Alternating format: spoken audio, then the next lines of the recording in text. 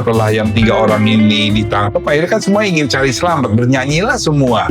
Termasuk juga mungkin pengawasan, karena ada Badan Gizi Nasional, kemudian ada SPPG yang sudah tergelar di beberapa daerah. Ya. Ini bagaimana? Ya. Ini adalah sebuah politik hukum yang sangat bagus. Ya. Bagi sebuah negara yang memperhatikan generasi.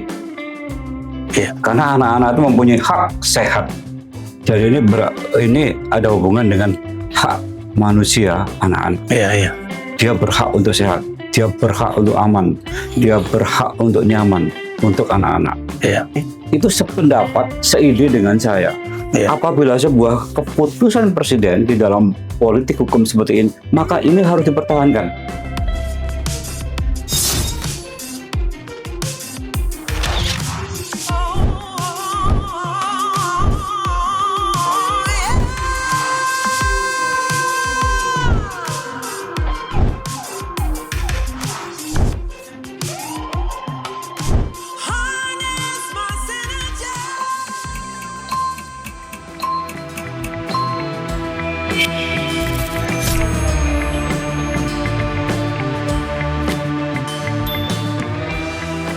Sahabat podcast RFS dan Cipta Kreasi, kita berjumpa kembali.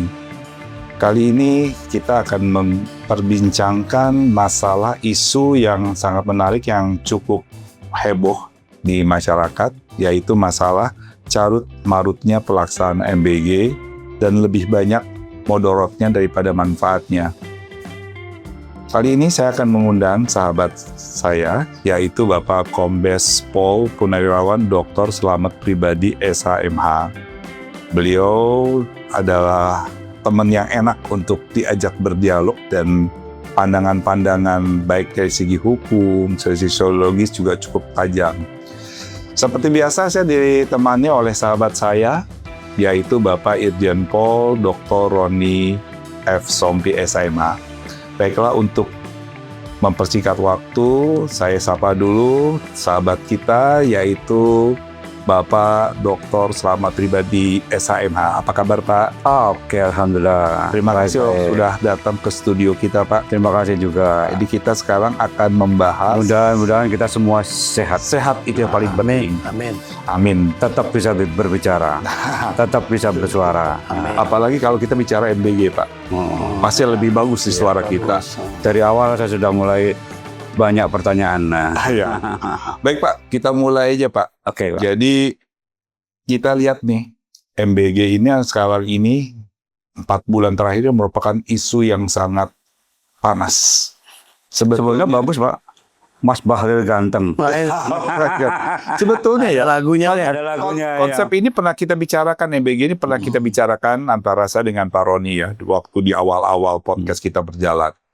Nah, yang jadi masalah ini kan sebetulnya kalau kemasannya MBG itu kan sebetulnya tujuannya sangat mulia dulu dari Pak Prabowo dan Mas Gibran mencalonkan, artinya akan memberikan makanan yang bergizi kepada anak-anak Indonesia yang tidak mampu. Sehingga dengan memberikan makanan bergizi, otomatis otak mereka bisa berkembang, sehat, hidup mereka.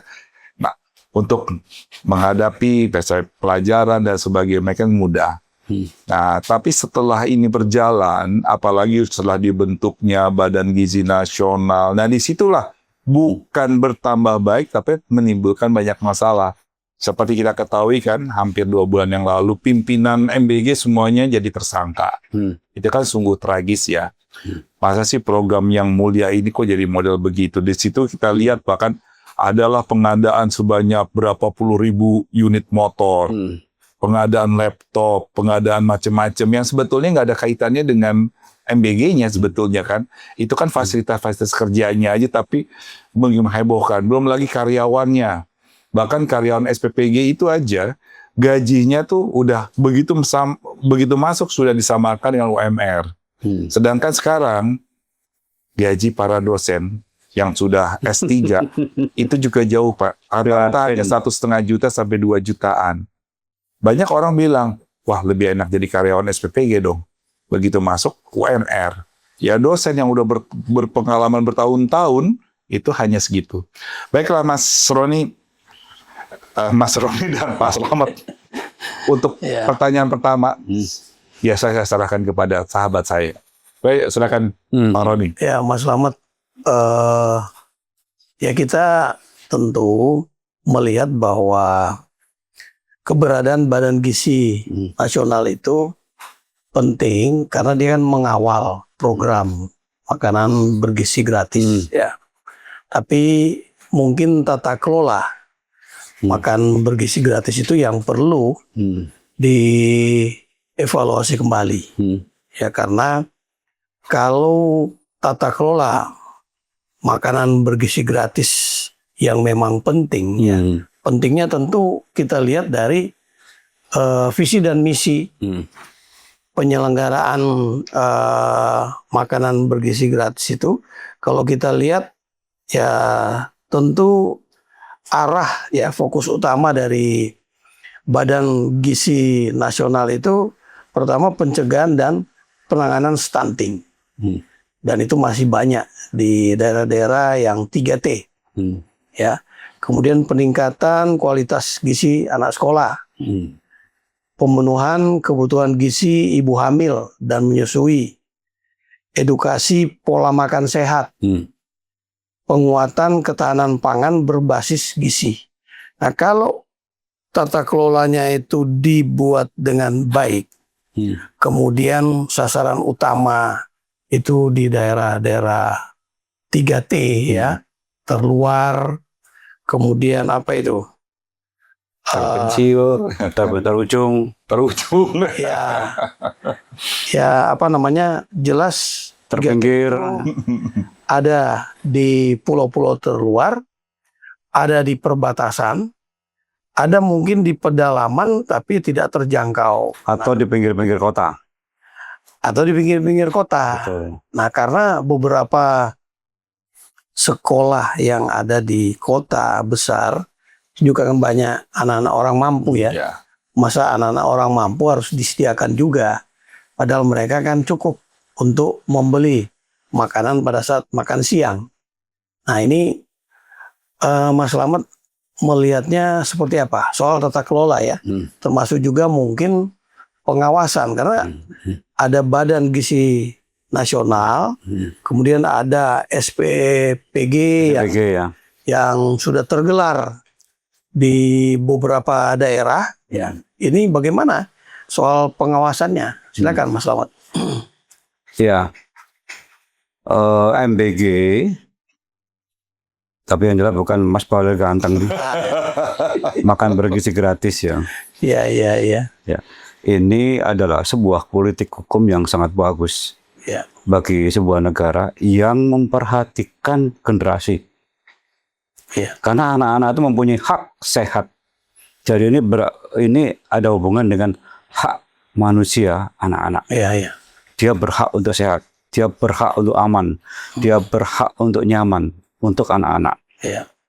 Dan pemerintah melihat ini adalah sebuah investasi. MBG ini akan sukses. Itu mungkin bukan sekarang, 15 atau 20 tahun yang akan datang. Betul. Setuju saya. Jadi pemerintahan sekarang ini meletakkan dasar-dasar dengan cara dimanifestasikan ke dalam sebuah politik hukum yang sangat baik, berupa keputusan Presiden nomor 83 nomor 24. Kebetulan saya orang hukum, jadi mungkin saya tidak begitu mendetail soal MBG-nya, tapi saya akan melihat dari sisi normalnya. Berdasarkan catatan saya bahwa di dalam Kepres ini, di dalam pasal 6-nya, strukturnya sudah lengkap sekali. Bahkan sudah ada pengawasan.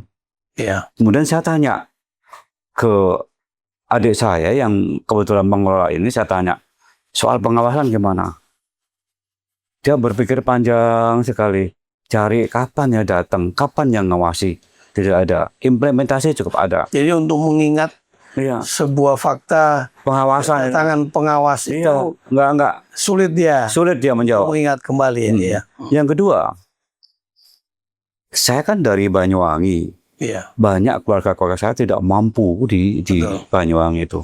Mereka mengirim video ke saya bahwa mereka sangat membutuhkan. Makan bergizi gratis itu sangat dia butuhkan. Iya. Mereka sangat bertentangan dengan ide cerdas mahasiswa soal MBG, tolong dihapus. Tapi mereka bilang jangan dihentikan. Ya. Jadi itu berbeda. Terus berlanjut, iya, terus berlanjut. Oke. Itu sependapat, seide dengan saya. Iya. Apabila sebuah keputusan presiden di dalam politik hukum seperti ini, maka ini harus dipertahankan. Iya. Jangan kemudian dipotong lagi kalau tidak ada hal-hal yang musibah nasional misalnya, Iya. musibah sosial misalnya tidak punya anggaran. Negara ini kan asetnya banyak, sumber daya alam dan sumber daya manusia besar, mungkin di Asia mungkin nomor 2 setelah Cina barangkali ya. Jadi dari sisi kebijakan hukum, dari sisi politik hukum, kebijakan hukum ini sangat bagus untuk generasi. Saya mencatat bahwa ada namanya Inspektorat Utama. Yang nomor 7 adalah dari pasal 6 itu pemantauan dan pengawasan. Deputi bidang pemantauan dan pengawasan. Adik saya tanya, enggak, oh berarti tidak jalan ini. Maka tidak heran kemudian ternyata mereka mengadakan pengadaan yang menurut maunya dia sendiri. Tidak diukur dengan bagaimana menyelenggarakan asas pemerintahan yang baik atau asas-asas umum pemerintahan yang baik. Di antaranya adalah transparan, layak, umum, berkepastian hukum. Ini dia tidak melihat. Pokoknya menurut dia ini perlu ya perlu. Tapi layak atau enggak tidak diukur. Sehingga kemudian membeli motor sejumlah berapa? 6.000 kalau nggak salah. Ini buat apa? Apa? Menurut saya buat apa? Jadi ini adalah sebuah konsep yang sangat bagus. Di tataran implementasi karena tidak ada pengawasan maka menjadi tidak layak. Apa yang dia belanjakan, apa yang dia programkan dan lain sebagainya. Termasuk soal keadilan. Masa anak-anak yang sekolah bawa HP dikasih MBG, kemudian datang membawa mobil yang menurut saya layak lah ya, meskipun hanya Avanza misalnya.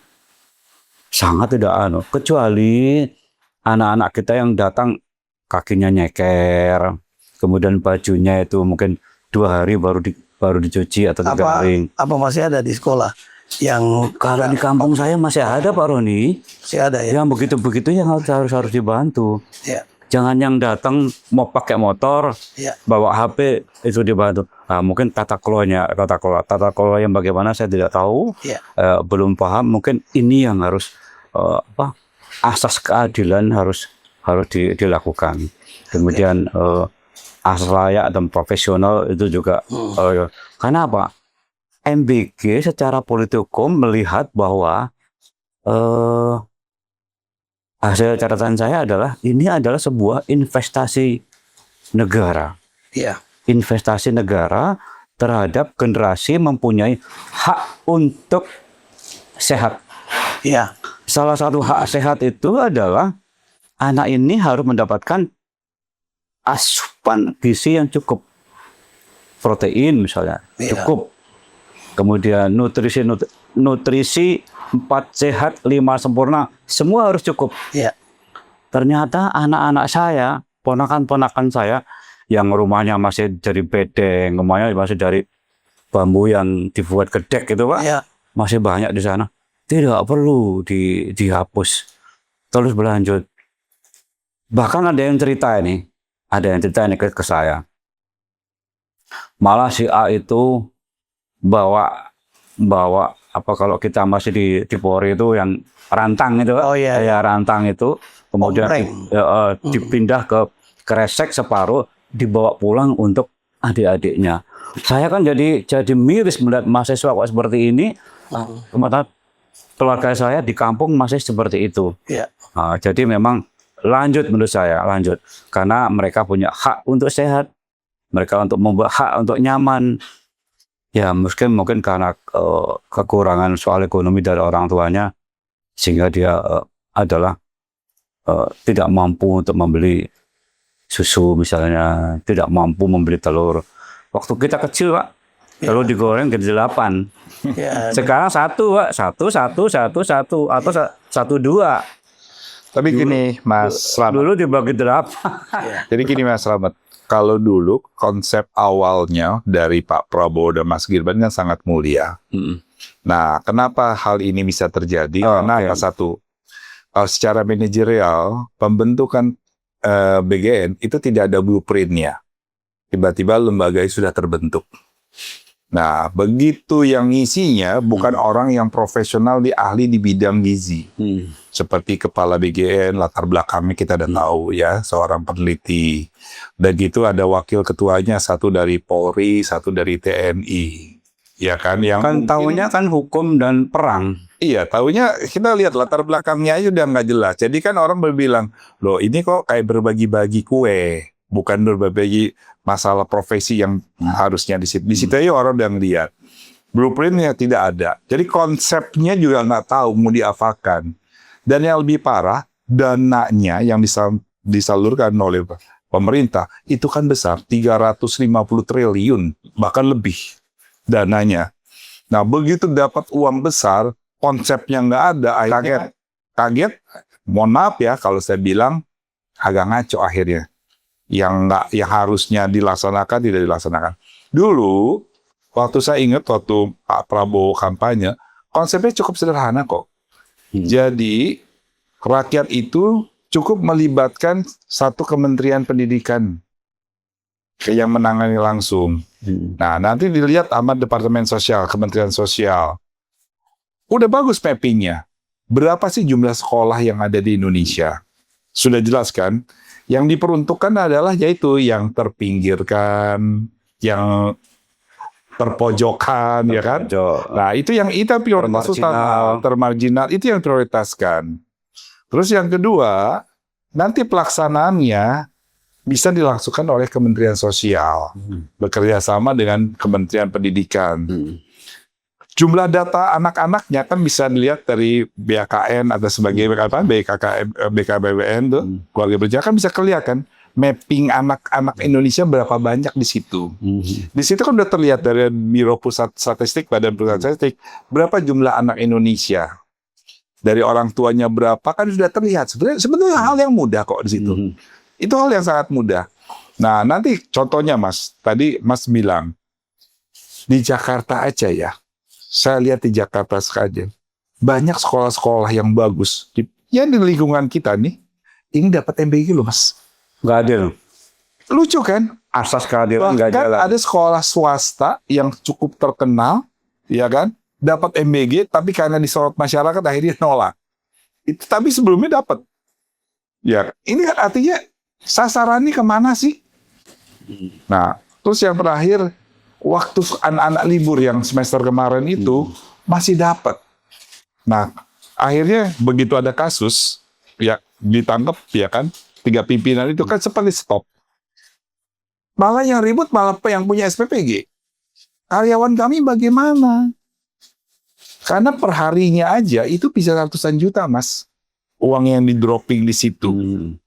Artinya lucu. Artinya apa? Ini adalah gagasan mulia, tapi karena tidak punya konsep, tidak punya blueprint, akhirnya amburadul. Nah, yang kita bisa diskusikan di sini, yang menariknya adalah gini. Pertama, tidak memilih orang-orang yang tepat untuk mengisi formasi itu. Artinya buat apa dibuat BGN? Banyak orang bertanyakan ini, kenapa harus dibuat BGN? Sebetulnya Kementerian Pendidikan yang udah ketahui jumlah sekolahnya berapa, kan ada klasifikasinya kan, sekolah swasta berapa, yang mampu, yang terpinggirkan di mana kan bisa udah terlihat dari situ. Pelaksananya di Kementerian Sosial, pelaksana lapangan. Dulu konsep pertamanya kantin-kantin sekolah itu yang sebagai penyelenggara. Jadi mereka tahu jumlah siswanya berapa, ditambah guru, ditambah pengurus sekolah ya, yang tukang kebun, tukang bersih itu dapat MBG, ya kan? Misalnya jumlahnya satu sekolah 200 orang, ya buatlah untuk 200 orang berikut guru sama yang pelayan sekolah kan. Nah, dananya berapa itu kan di drop. Nah, satu itu. Yang kedua, kalau seandainya dia tidak punya kantin sekolah yang layak, dulu konsepnya adalah di situ kan ada warteg, ada warung Padang. Berikan ke sana, dia yang mengolah. Uang dari pemerintah. Nanti pengawasan terhadap cara masak libatkan pada orang tua wali murid. Itu kan konsepnya sangat sederhana waktu itu. Tapi kan ini enggak. Dibuatlah SPPG. Bahkan yang lucunya lagi, ini mohon maaf ya pemerintah, buat apa lagi melibatkan unsur Polri, TNI, yang sudah jelas-jelas itu bukan kerjaannya sebetulnya. Ya Polri kan seharusnya menjaga keamanan lah. Ya Polri untuk udah gitu TNI untuk pertahanan nasional itu kan jauh lebih penting. Ngapain harus ngurus-ngurusin kayak begini? Artinya kan melebarkan gurita.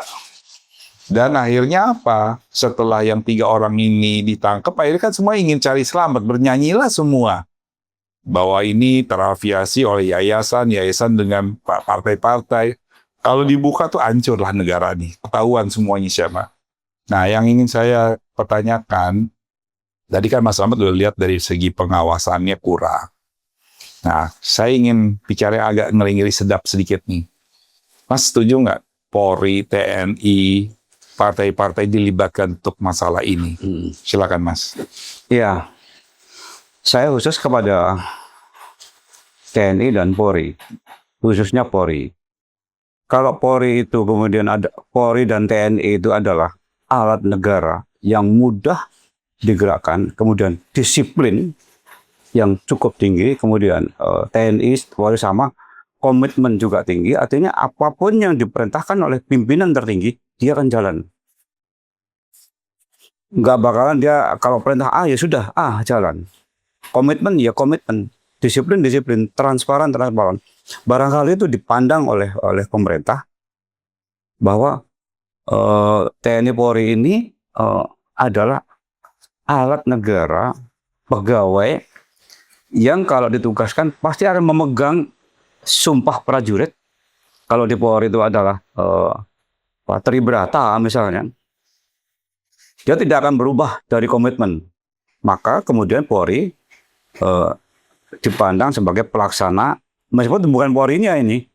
Kemudian Polri hanya mengawasi di situ, Bayangkari sebagai pelaksana, bukan Polri-nya ya. Tak saya lihat bukan Polri-nya, hanya mengawasi, memfasilitasi, menjadi pelaksana MBK yang terbaik. Sama dengan pada saat COVID. Kalau ini hanya perbandingan saja Mas ya, hanya perbandingan saja.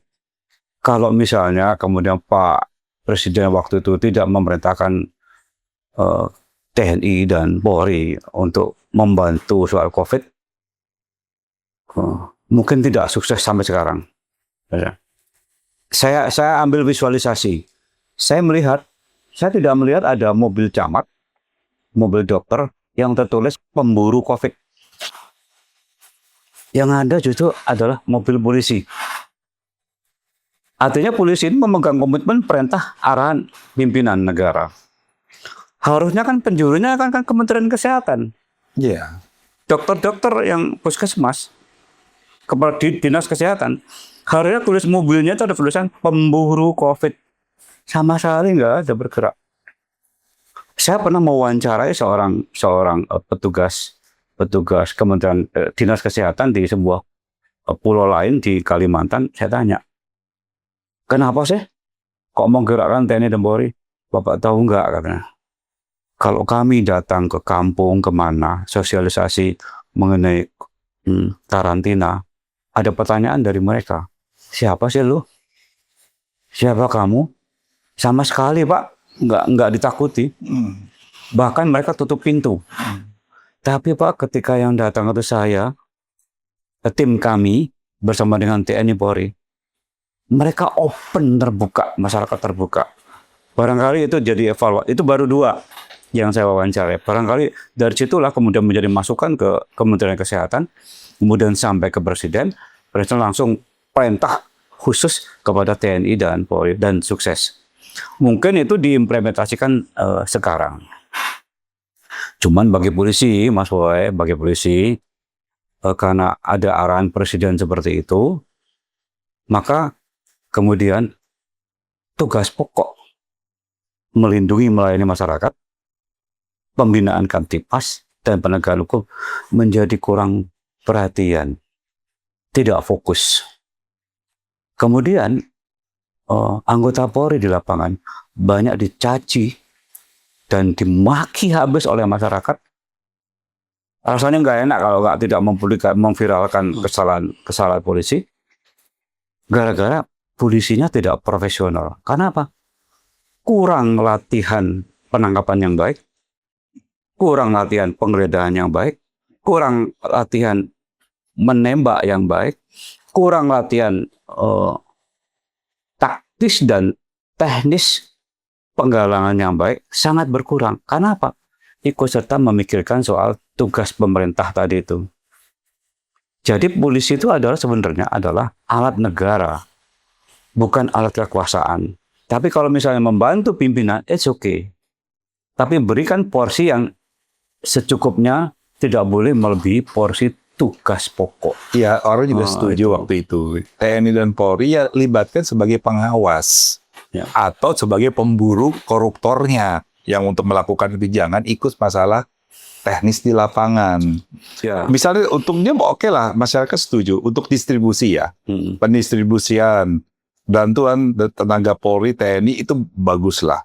Jadi jangan ikut-ikutan mempunyai dapur. Sebenarnya kembali lagi ke konsep awal. Apabila konsep awal yang menyelenggarakan itu adalah kantin sekolah atau rumah-rumah padang atau rumah-rumah makan yang berada di lingkungan itu udah bagus dan biayanya sangat ringan. Mungkin dari Pak Roni, silakan Pak Roni. Mungkin saya silakan memperpanjang dulu. Kalau misalnya Polri itu dilibatkan, TNI juga ke Polri khususnya ya, karena saya mantan anggota Polri, mestinya apa yang jenengan sampaikan tadi, distribusi yang hubungan dengan MBG, distribusi yang berhubungan dengan kedaulatan pangan, itulah yang menjadi tugas kita adalah membantu, membackup. Jadi tidak ada lagi polisi pungli terhadap barang-barang yang berhubungan dengan MBG. Karena pungli itu adalah menciptakan harga menjadi tinggi karena untuk kebutuhan pungli. Sehingga pungli itu menjadi pemicu adanya kenaikan harga. Jadi kalau misalnya ada mobil truk yang ngangkut beras yang hubungan dengan MBG, diatur, diawasi, bahkan dikawal, jangan sampai di tengah jalan dibegal atau diambil oleh orang atau harganya dinaikkan. Itulah yang menjadi tugas pokok. Tapi kembali lagi pada jawaban saya yang terdahulu, barangkali soal komitmen disiplin bagaimana mentaati perintah atau agenda pimpinan yang harus dilaksanakan untuk kepentingan yang lebih besar, mungkin itu. Cuman porsi tugas pokok jangan dikurangi. Jadi kalau misal 50 oke lah, jangan sampai 60 MBG, 40 tugas pokok. Jadi harus 70 30 kira-kira begitu. Ya. Atau 60 40. Itu dalam pemikiran saya. Ya. Kalau mungkin pimpinan tertinggi punya visi misi yang lain, saya kurang paham. Buktinya apa? Yang namanya viralisasi kekurangan kepolisian banyak banget. Saya pecinta medsos. Tiap hari saya mengamati medsos. Kasihan polisi itu, dicaci, dimaki, bahkan sampai terbunuh. Kemarin di Katingan, di Katingan ada 3 orang terbunuh, Pak Roni, terbunuh. Itu adalah bagian dari tugas pokok menurut saya, terlepas dari kekurangannya, bagian dari tugas pokok yang tidak terkuasai secara penuh. Soalnya kalau orang mau menangkap Ren Ops, Bapak mungkin sudah tahu, pasti ada arahan dari pimpinan, arahan pokok, kemudian di breakdown oleh kasatnya, di breakdown oleh kanitnya, kemudian profilingnya harus matang, kemudian plan A, plan B itu harus matang betul. Karena apa? Menangkap bandar narkotik dengan menangkap pencuri motor ayam itu berbeda. Apalagi berhadapan dengan bandar narkotika, di mana bandarnya sendiri adalah orang yang kecanduan. Kita tahu semua bahwa orang kecanduan itu kan cara berpikirnya suka-suka miring, suka sensi, suka error, itu harus benar-benar hati-hati. Jadi mungkin pimpinan tertinggi dari negara itu melihat seperti ini. Tapi tadi itu saya ulangi, porsi tugas pokok janganlah dikurangi. Baik, itu menarik sekali ya, Mas Slamet. Tadi juga Pak Boy sudah menyampaikan bahwa tata kelola ya, tata kelola. Nah, kalau tata kelola itu dilakukan dengan baik, dengan keberadaan Badan Gizi Nasional, juga ada deputi bidang pengawasan. Ya, ada deputinya itu, Pak. Ya, nah melibatkan Polri dan TNI untuk pengawasan, saya kira kan tidak bisa lagi ada penyimpangan. Mestinya itu. Ya, itu. Jadi porsinya kan ke sana. Tata kelolanya ditunjuklah. Yang mengelola SPPG itu profesional. Memang ahli gizi yang sudah dilatih, ya mereka lah digunakan. Nah, kemudian kalau memang itu diselenggarakan untuk daerah-daerah yang dikatakanlah daerah tertinggal ya, daerah terdepan, perbatasan, daerah terluar. Nah, semua ini mungkin akan terpenuhi, tercukupi, dan tercapai visi dan misinya, terutama untuk mencegah stunting.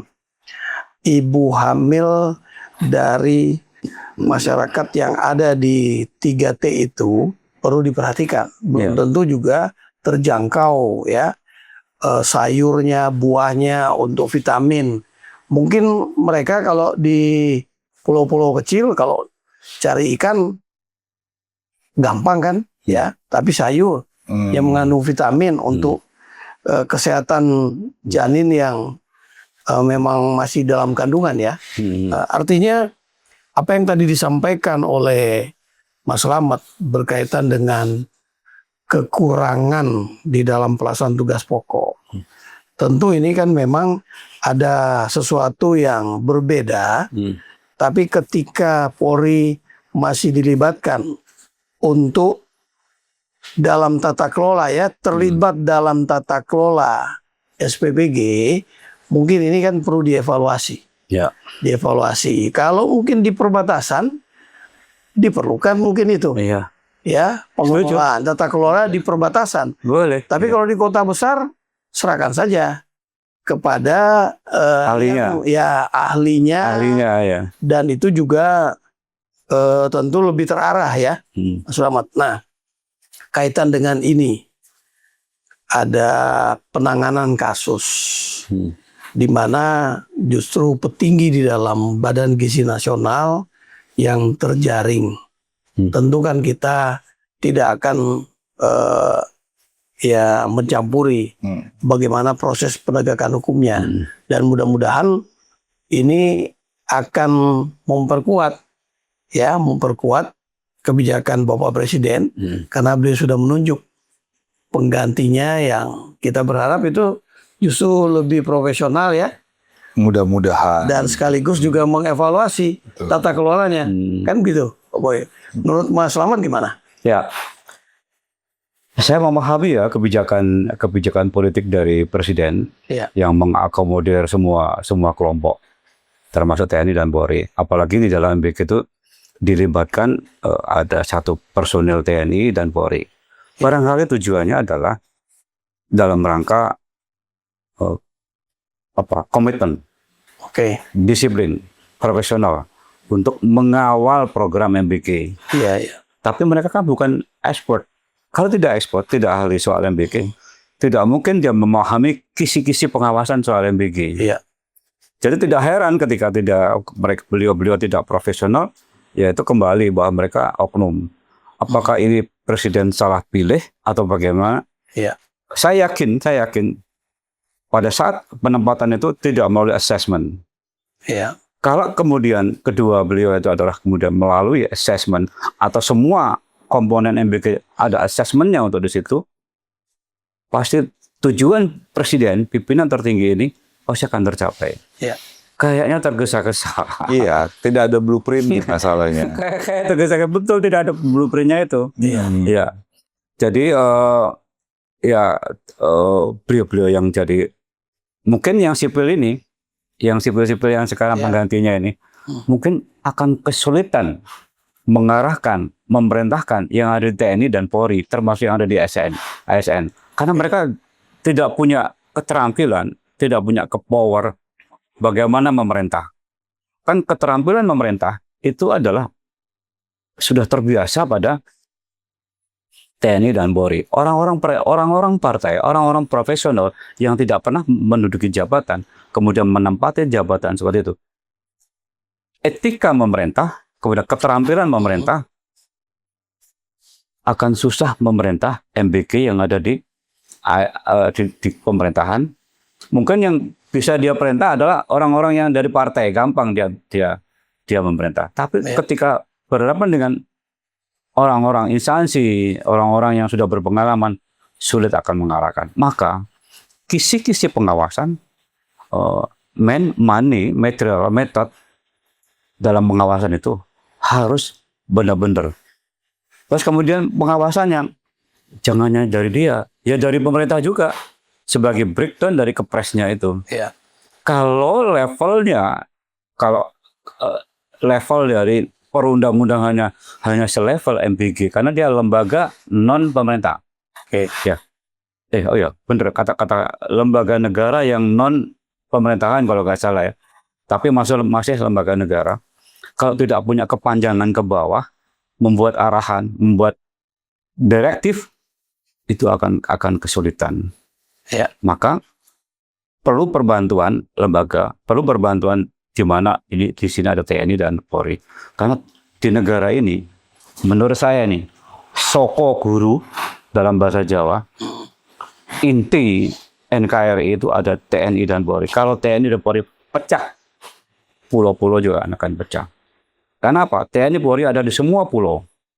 Gubernur hanya di pulau itu. Iya. Camat hanya di pulau itu. Maka TNI dan Polri ada sampai level Babinsa dan Babin Kamtipmas. Jadi secara terpusat sampai ke tingkat kecamatan. Betul. Itu Polri ada, TNI juga ada. Betul. Kan begitu. Jadi direktif jalan. Ya. Itu. Bahkan untuk Angkatan Darat itu kan ada Babinsa. Ada Babinsa. Polri ada Babin Kamtipmas. Itu sampai di desa kan? Sampai ke desa ya. Seperti itu. Nah ini ada usulan dari masyarakat. Ini saya rasa ini korektif yang sangat bagus ya. Banyak yang berkeinginan untuk memubarkan BGN-nya. Artinya gini, pertama dengan pembentukan badan itu juga bukan nambah manfaat, tapi banyak mudorotnya. Ya itu kan udah terbukti kan, udah terbukti di sana. Ada buktinya. Udah terbukti lah. Terus yang kedua juga, artinya kita kembalikan ke konsep awal, yaitu yang pelaksananya, yaitu Kementerian Sosial, kan sudah ada yang sudah memang dari dulu tugasnya untuk melayani masyarakat ya. Nah, yang kedua datanya kan dari Kementerian Pendidikan, itu sudah jelas. Nanti libatkan masyarakat yang ada di bawah, ibu-ibu rumah tangga, yang anak-anak ke sekolah di sana, itu lebih bagus. Nah, penyaluran dananya dari Kementerian Keuangan udah jelas. Ya sudah, langsung aja ke sekolahnya, berapa jumlah muridnya, menu makanannya apa yang sudah diatur di program, hari ini makan ini, hari ini makan ini. Serahkan nanti kepada pengawas di situ, yaitu para orang tua murid dan ahli gizi. Artinya apa? Itu sudah cukup efektif. Dari sana, itu dana yang 350 triliun, itu mungkin bisa dipangkas seperempatnya. Jadi 100 triliun kurang bisa kalau misalnya dan tepat sasaran.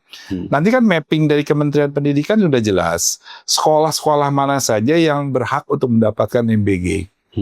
Contohnya di kota-kota besar, baik itu swasta maupun negeri, banyak yang mendapatkan ya pasokan MBG. Padahal itu kan sebetulnya kurang. Tadi Mas Ahmad bilang orang tuanya masih datang pakai mobil, bahkan anaknya juga ke sekolah juga bawa handphone yang bagus. Mungkin juga anaknya nggak mau makan itu ya. Dan banyak. Saya lihat kan Bapak sebagai pengamat medsos kan Bapak lihat tuh MBG itu begitu datang sama anaknya dibuang. Iya. Kadang nggak selera, Pak. Kualitasnya di bawah. Mungkin Jumlah dari yang segi gizinya mungkin oke. Tapi kan anak-anak di kota besar kan tahu sendiri, kita makan fast food kayak gitu-gitu aja. Nah, maksudnya franchise yang masuk McDonald dan mereka udah terbiasa Ya, nggak tapi gitu. mungkin saja kalau keluarga sederhana. Iya, tapi kalau keluarga kan beda tapi juga. masalahnya, ya kan saya bilang ini. Tapi kalau misal tepat sasaran, Ya, itu dimakan. ya itu tepat sasaran itu. Tapi ini nggak tepat sasaran. Dan yang terakhir, saya juga setuju sekali dengan Pak Mas Slamet tadi bilang, ya TNI dan Polri ya perdayakan untuk distribusinya. Jadi kan bilang kalau misalnya pengamanan distribusi bisa yang sesuai dengan tugas pokok TNI dan Polri ya. Sambil dia mendistribusikan, sambil melihat ya itu keamanan. Siapa tahu nanti tiba-tiba makanannya dirampok atau diapa. Nah, kalau TNI yang mengamankan dengan baju lorengnya, dengan baju seragam Polri, kan mungkin bisa ini ya, bisa diminimalisir gitu ya. Sebetulnya itu aja pembicaraan yang paling kita bisa bicarakan ya. Artinya intinya program MBG tetap berjalan. Tapi pelaksanaannya itu kita rombak total. Badan MBG saya rasa, BGN saya rasa ya dihapus juga enggak. Kan kita sudah ada Kementerian Sosial dan Kementerian Pendidikan ya, yang sudah tahu bisa membuat mapping mana-mana aja.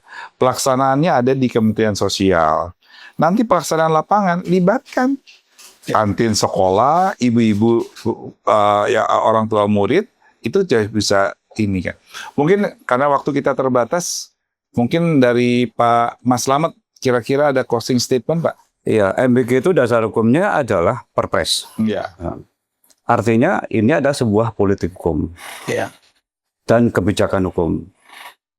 Berarti ini adalah dalam rangka melaksanakan tujuan hukum. Iya. Tujuan hukumnya adalah terciptanya keadilan, terciptanya hak sehat anak-anak. Iya. Nah, tentu di samping ada hak sehat, tapi juga harus adil. Ya. Adil artinya yang pakai HP ya sudahlah. Jadi orang-orang yang benar-benar membutuhkan supaya apa? Uang ini efektif dan efisien. Saya melihat dari sisi norma saja. Tata kelola saya terpotong salah. Dari sisi norma ini adalah sebuah politik hukum, maka harus mentaati dalam pelaksanaannya, harus mentaati asas-asas umum pemerintahan yang baik. Karena apa? MBG adalah melaksanakan fungsi pemerintahan. Ya, Pak. Terima kasih. Mungkin dari Pak Roni, closing statement. Saya kira memang apa yang kita diskusikan ini tentu untuk mendukung pemerintah. Karena ini kan merupakan kebijakan dan sudah merupakan keputusan ya dalam masuk dalam visi misi. Ya, Presiden. visi Presiden ini harus didukung.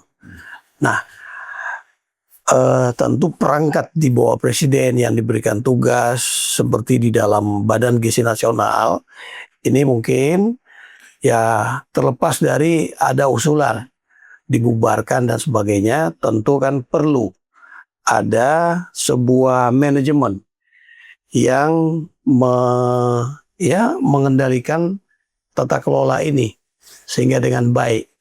Ya, tata kelola itu yang perlu diperbaiki sehingga dia tepat sasaran ya, dan memang sesuai dengan visi dan misi pembentukan Badan Gizi Nasional itu, termasuk untuk melaksanakan makan bergizi gratis ini.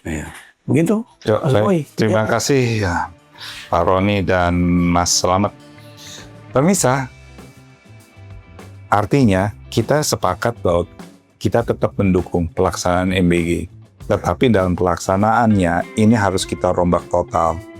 Ya, kita serahkan lagi kepada yang ahlinya. Dalam hal ini kita ada Kementerian Pendidikan yang bisa memapping berapa sekolah yang benar-benar membutuhkan, dan pelaksanaannya kita berikan tanggung jawab kepada Kementerian Sosial. Karena dari awal pun beliau lembaga kementerian ini sudah bisa mengatur pelaksanaan di lapangan. Baiklah, saya mengucapkan terima kasih nih kepada narasumber kita, Mas Slamet. Nanti lain kali kita undang lagi, Mas, untuk berbincang-bincang ya berbagai hal lah Karena di Republik ini banyak yang untuk bisa kita perbincangkan. Baiklah, Pak Roni. Terima kasih, Pak Roni. Terima kasih. Nah, Boy. baiklah pemirsa dari RFS Podcast dan Cipta Kreasi. Demikian dulu perbincangan kita masalah MBG. Mudah-mudahan kita bisa ketemu lagi, berbincang-bincang lagi dengan masalah-masalah lain yang tidak kalah menariknya. Demikian, terima kasih dan sukses selalu.